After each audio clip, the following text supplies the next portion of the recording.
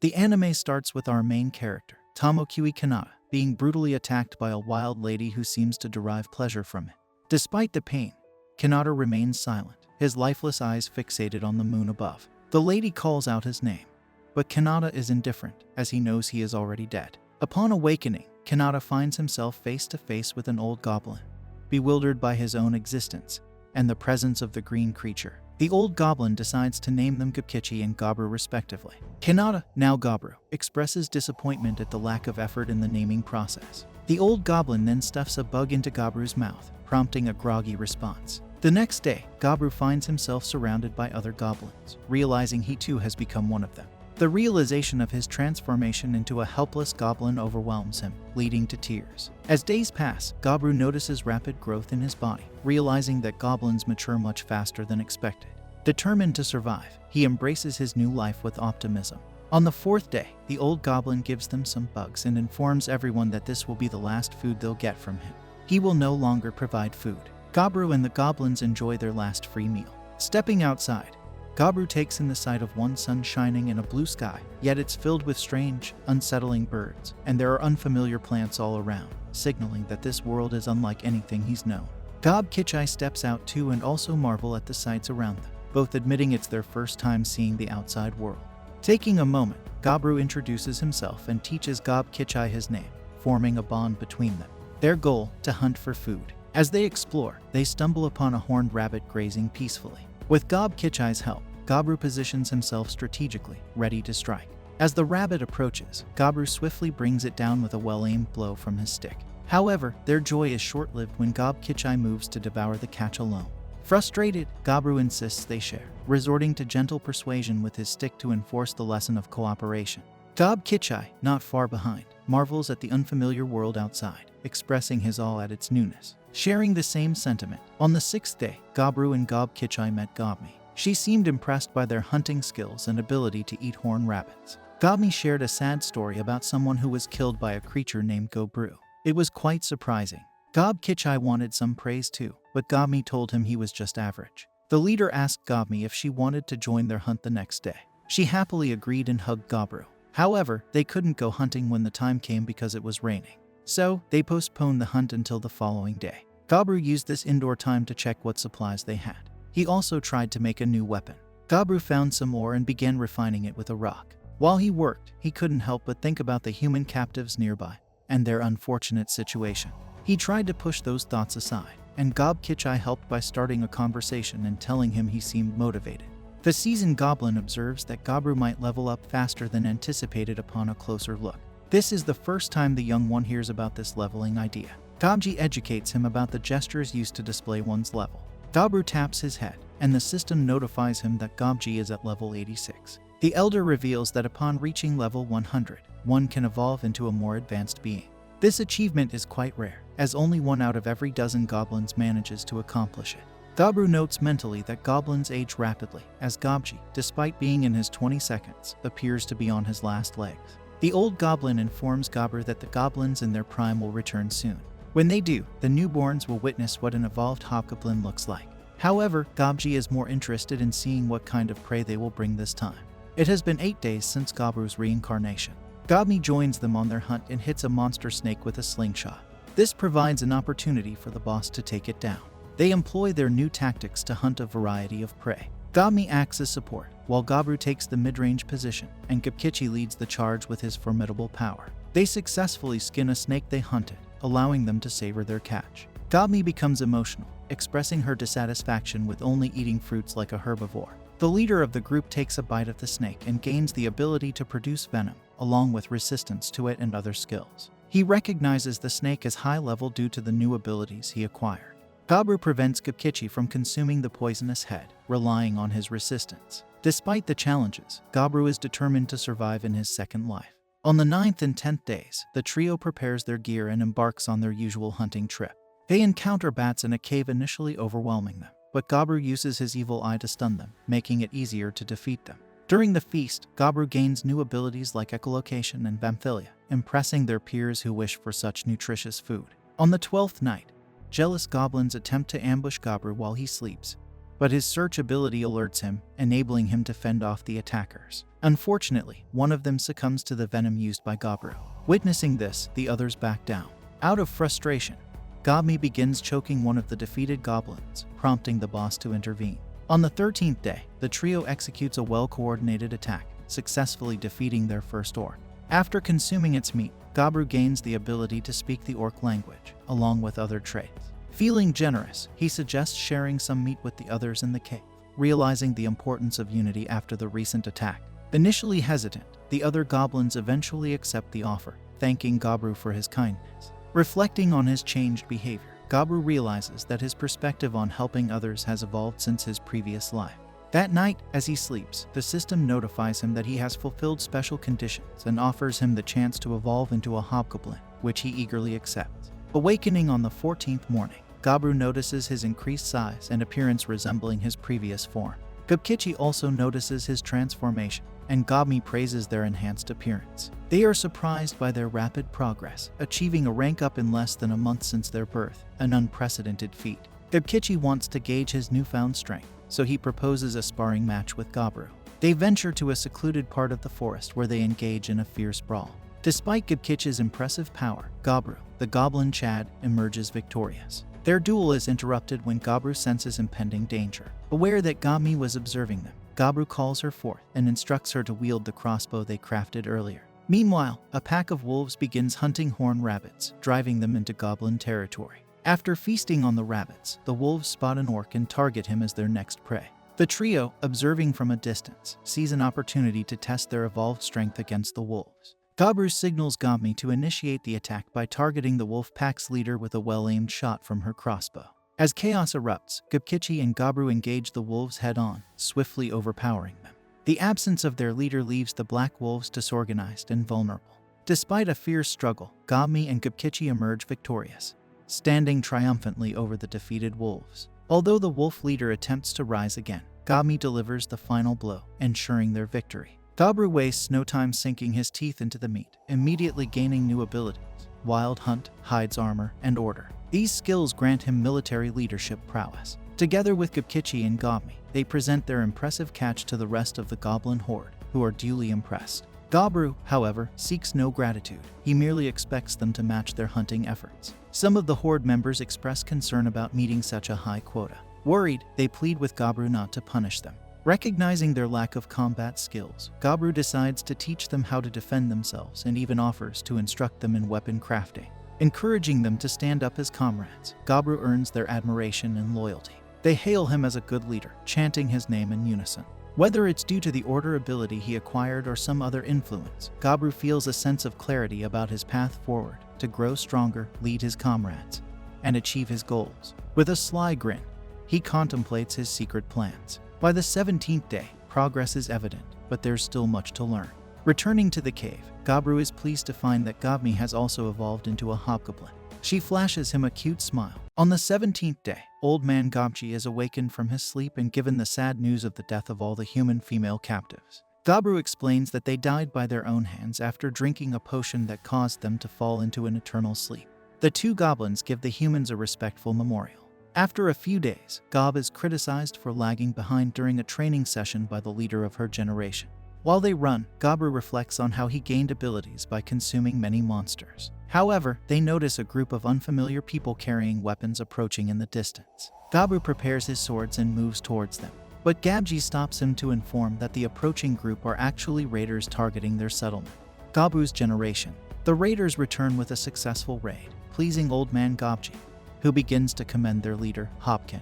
The raiders not only bring back goods but also 5 human females. The elderly goblin becomes excited at their lively appearance, commenting on how convenient it is that they have arrived to replace the deceased captives. It's known that goblin DNA is dominant, so regardless of the species they mate with, the offspring will always be goblins. Although Goburou understands the desire to reproduce, he disagrees with the methods they use, and his disapproval is evident on his face. He approaches the leader with a stern expression and asks if he can take charge of the humans. However, the alpha male is offended by this question and grabs Goburou in a confrontational manner. This interaction creates tension in the camp, leading both the old and new generations to draw their weapons, preparing for conflict.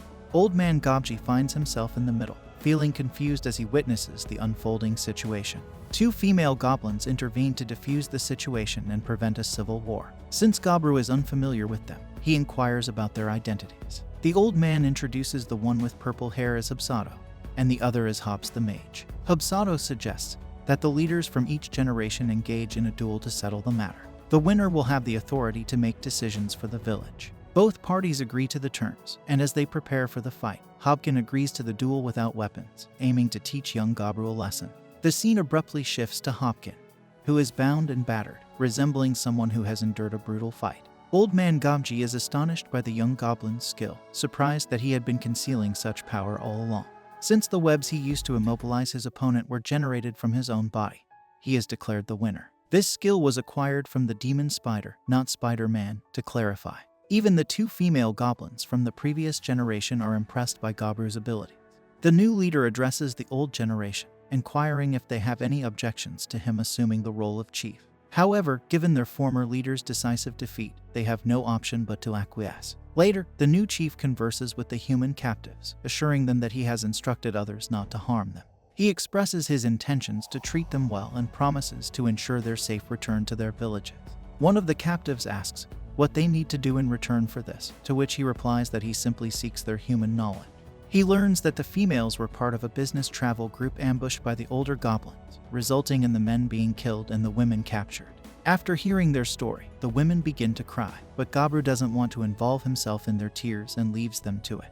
The next day, he brings them breakfast, and the red-headed woman greets him with a smile. The women seem happier since the chief assured their safety, so they enjoy the food he prepared.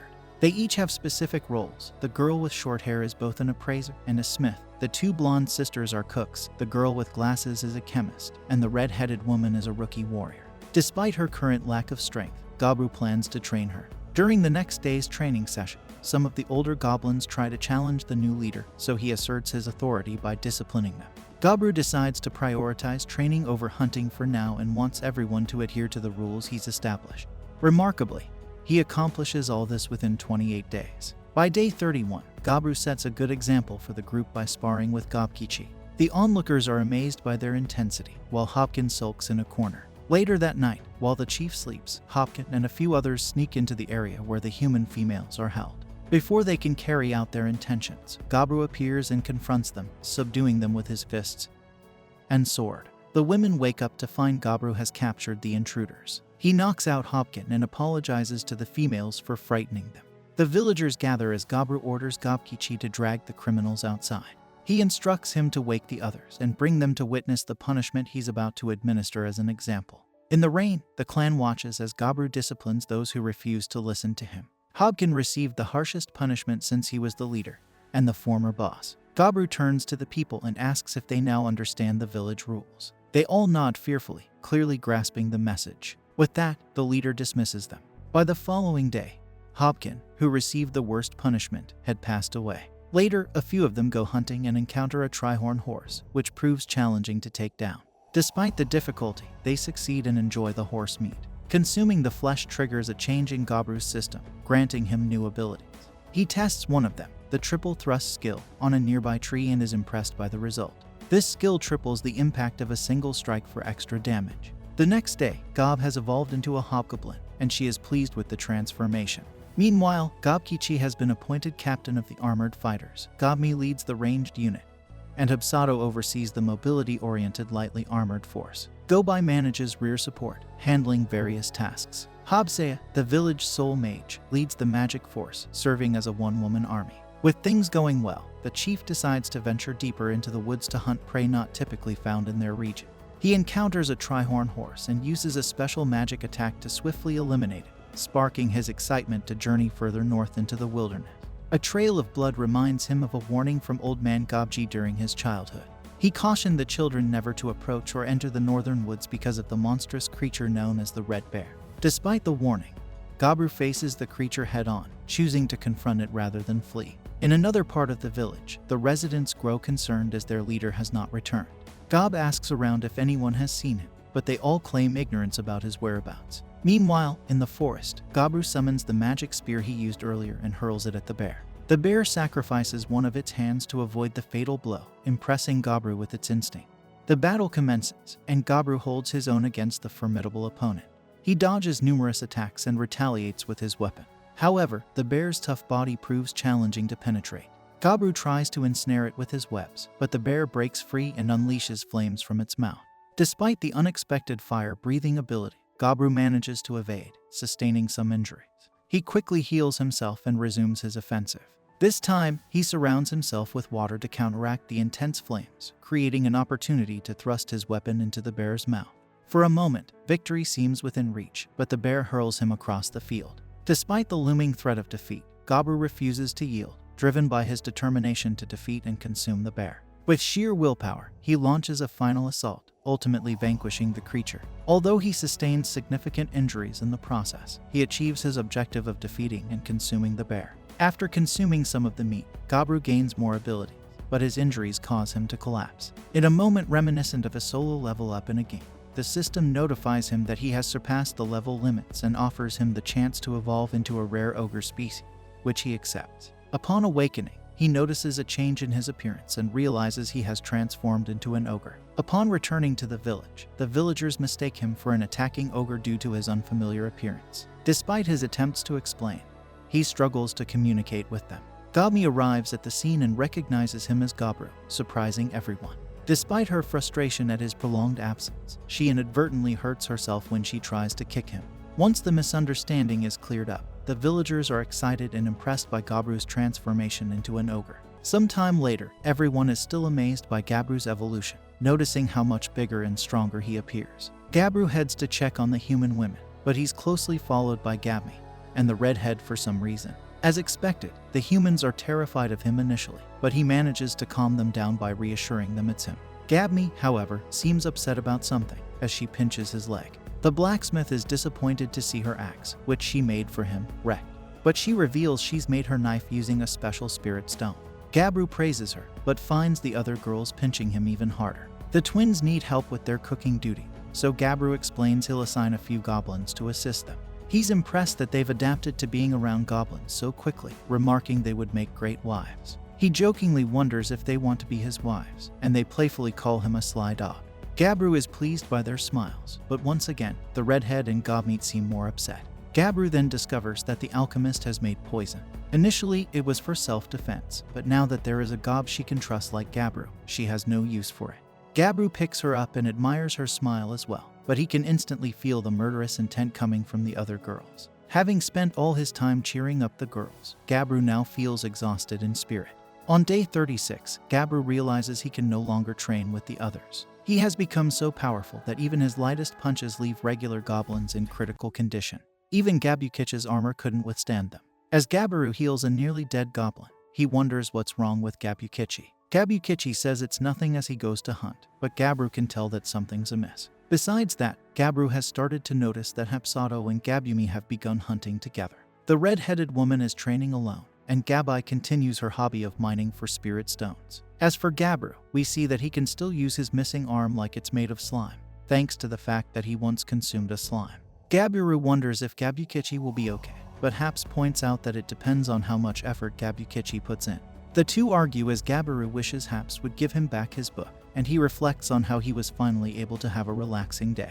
On day 37, Gabai panics as she finds a little creature in really bad shape.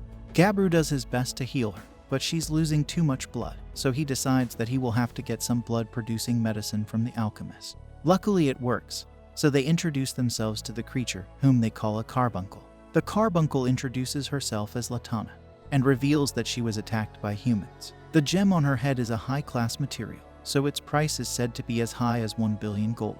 Latana asks that they lend her their power, and begs them to get rid of the humans that attacked her. Goburou is familiar with the history of the carbuncles. Their master, named Velvet, was a famous legendary magician, and he created them to watch over his secret treasure den. Latana explains that when she was attacked, her core was broken, shortening her lifespan.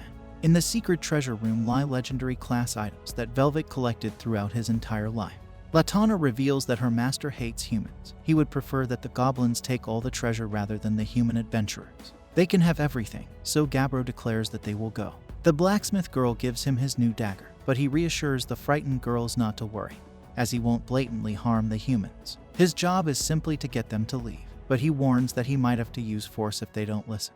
They then proceed through the whole Gabai made, as it leads to the treasure room. Goburou decides to try to persuade the humans to leave, so he instructs the others to hide. He encounters the adventurers who are searching for the treasure room, but they mistake him for just another monster to defeat. They attack him, but are quickly surprised when he detects the presence of their invisible assassin. Goburou explains to them that this is someone's house, and what they are doing is robbery and murder. It's evident that they feel no guilt, so Goburou concludes that they are beyond redemption. The ignorant humans are shocked that an ogre can speak English so well, and Goburou mentions that fortunately for them, he also has a good heart. They refuse to listen and attack him instead, but Goburou effortlessly dodges their attacks and once again urges them to leave. When they still refuse, Goburou assesses the situation.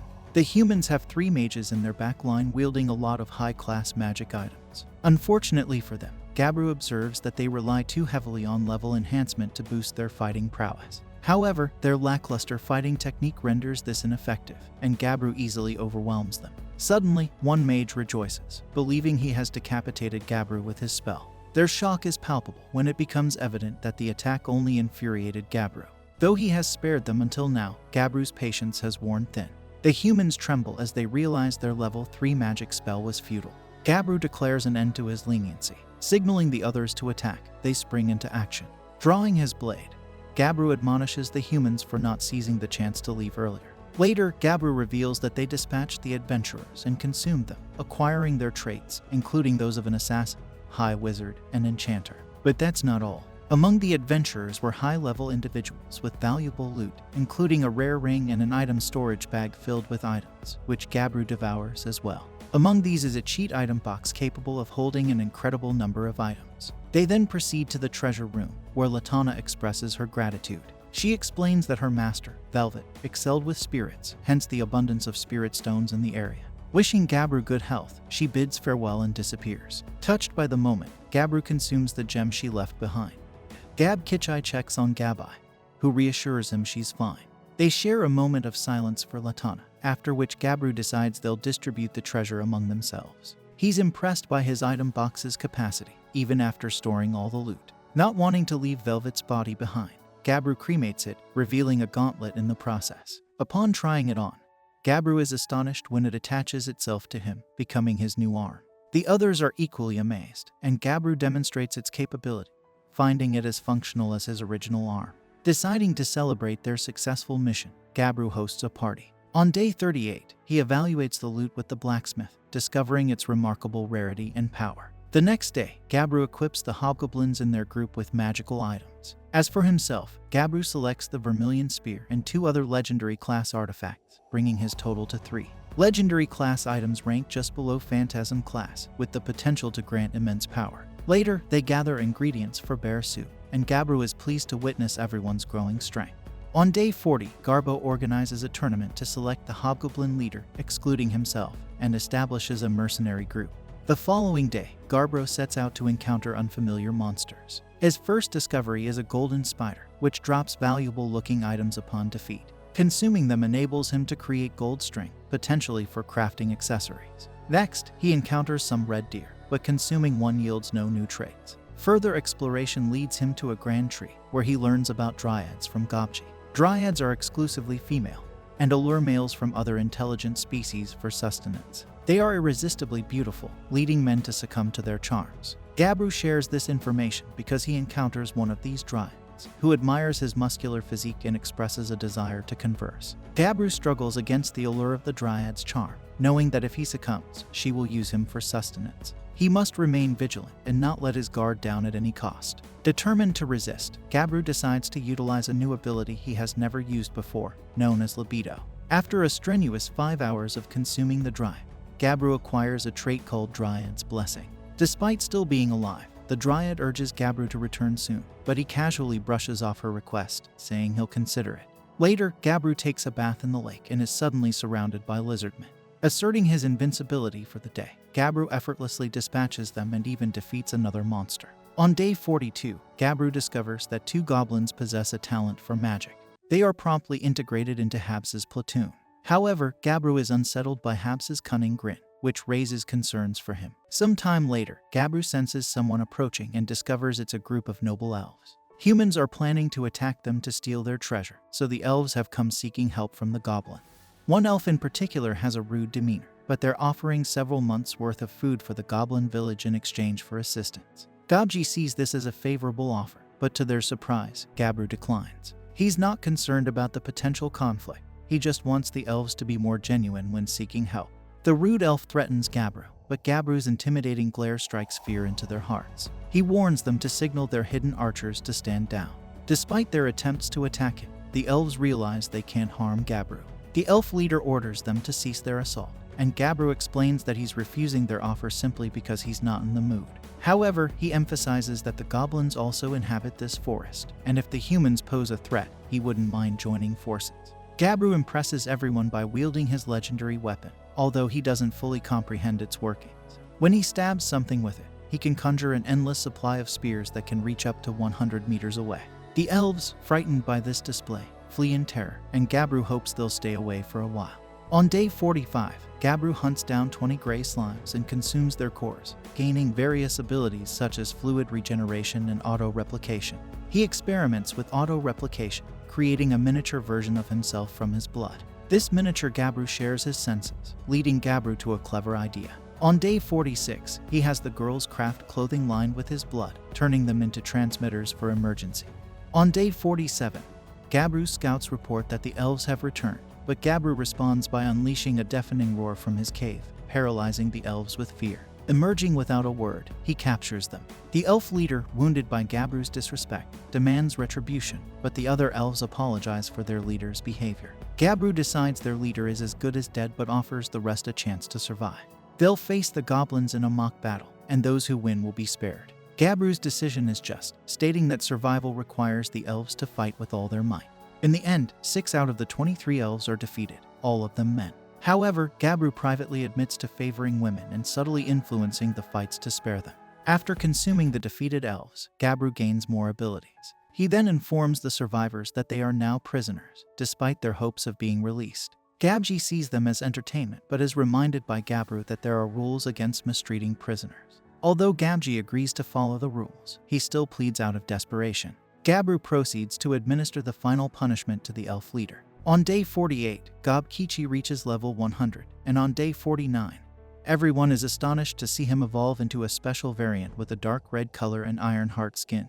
Blessings from the demigods of flame and war. Gobkichi points out that Goburou hasn't had a sparring partner since becoming an ogre, and Gobkichi feared he'd never catch up. Gobkichi has changed, so they engage in a match outside. Although Goburou still dominates, Gobkichi impressively holds his ground.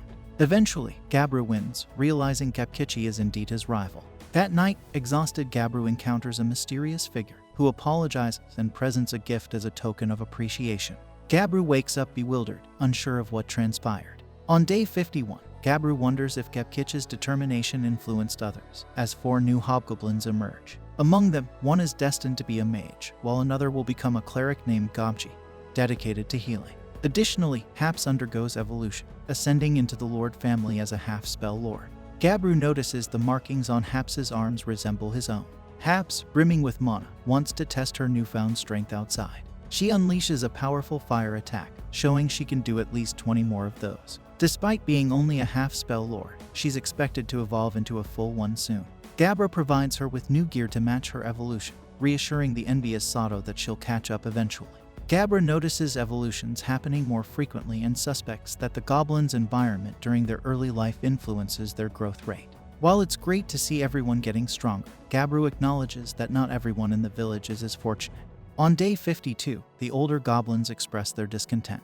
Despite their efforts to keep up, they feel left behind by the younger ones. They decide to leave the village, and Goburou surprises them by choosing not to punish them with death for their betrayal. Goburou clarifies that the departing goblins aren't stealing anything, so it's up to them if they want to leave. Surprisingly, Goburou gives them a parting gift, a magical knife made of mithril with an incredibly sharp edge. On day 53, Goburou discovers a human killed by an orc. Despite the grim situation, after consuming the human, Goburou gains an interesting ability called Monster Tamer. He hopes to use this ability to honor the deceased. That night, Goburou is delighted when the alchemists successfully brews booze. On day 54, Goburou announces the departure of the older generation of goblins and invites anyone else to join them, but no one else opts to leave. They celebrate with a toast. On day 55, Goburou works on producing earrings infused with his blood to serve as communication devices.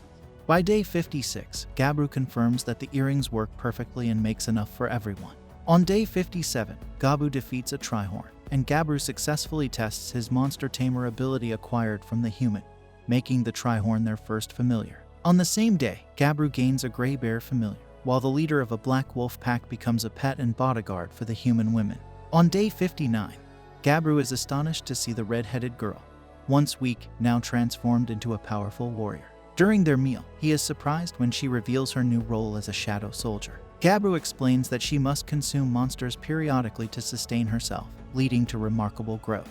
Later, Goburou learns of human attacks on goblins in the forest, signaling an impending war.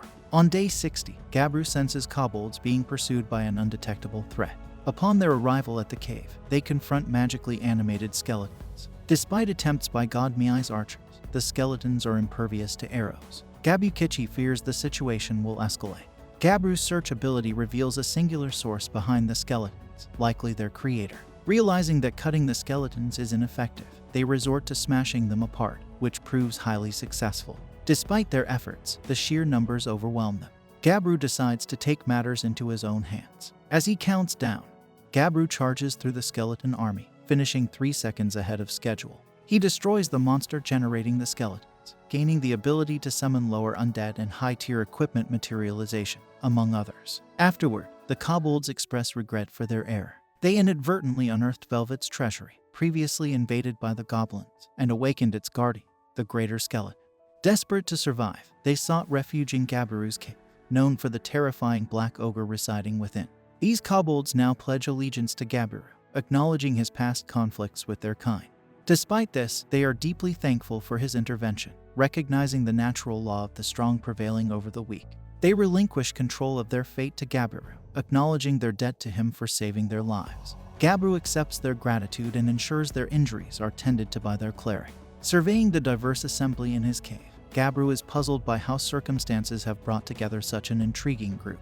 This brings an end to our episode 4. If you enjoyed it, then don't forget to like, share, and subscribe our channel, Ani Explainer.